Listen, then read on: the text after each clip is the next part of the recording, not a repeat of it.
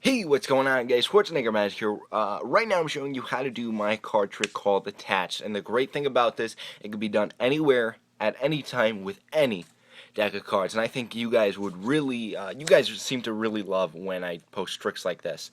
Before we begin, a couple things. First off, the deck that I'm using, probably a very cool looking deck. I think you guys will like it if it's the Theory 11 Rebels deck. If you guys would like or interested in this deck, you can check the description for more info. And lastly, before we learn the trick, you guys can ask me any question you want. I have a question and answer up right now, so if you have a question for me, I will be answering you. Alright, so if you have your question, any question you like, you can go ahead and ask me. Alright, but let's get into the tutorial. Alright, this is an incredible trick. It's really easy and one of my favorite tricks to do. It's an impromptu, like I said. So you're going to be taking the four aces. They're going to be anywhere in the deck. And to be honest, guys, it doesn't have to be the four aces. You can use the kings, the queens. You can even do a royal flush if you'd like. I personally like doing the aces because it's easier, and spectators seem to know that aces are very valuable. All right, if they're not too familiar with poker, using the ace is good because it seems to be universal that everybody knows aces are very valuable. All right, so you start off with the deck of cards. All right, what you're going to do is get a break under the bottom three cards. If for some reason one of these cards is an ace, give the deck one cut. Okay, that should solve it. You're going to get a pinky break under those cards. Very, very minimal, not much at all. Maintain this break, go through the pack, and out-jog the aces. You do not want to take them out. You want to, like I just did in the performance video, you're just going to out-jog them. This is important. Okay, once you have them all out-jogged, you're going to square up the deck, and like you had in the beginning, you still have a pinky break under these three cards here.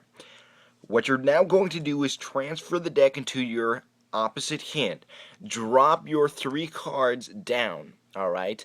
And you're going to slide them up so that they're outjogged with the aces. This is going to be the Divernon strip out move, okay? So it's very useful. You guys should really try practicing this. In front, you guys saw it in the video, they see nothing but me just taking out the aces. But what I'm doing is I have the aces in this hand, and I'm bringing this packet up, and I'm taking out the aces as well as the other three cards. So in the end, you end up with 7 cards instead of just the 4 aces. Place those off to the side. The spectator thinks those are just the aces. Tell them that they can take the deck. They can give it as many shuffles as they would like. It does not matter how many times they shuffle it, alright?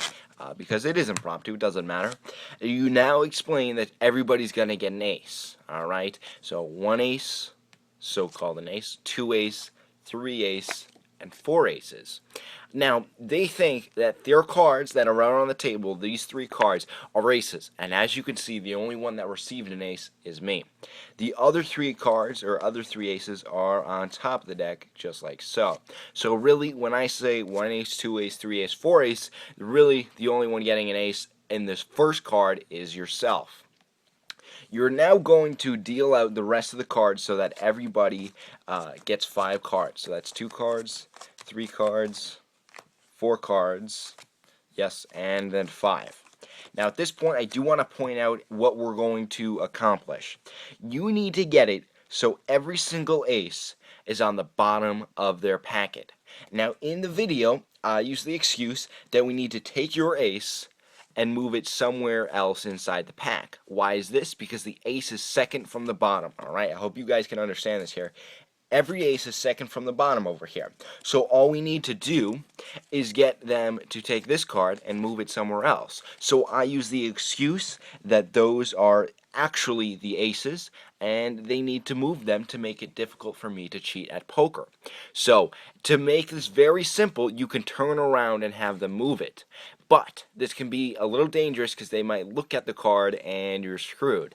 So if you wanted, you could pick up the pile and say, where would you like me to move the ace? Alright, maybe they say in the middle, you square it up. You now grab the packet number 2, you ask them where they would like me to move it.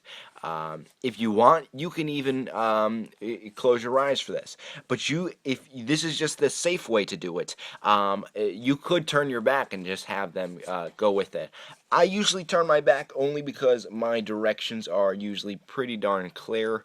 They seem to get the idea, and they seem to trust me.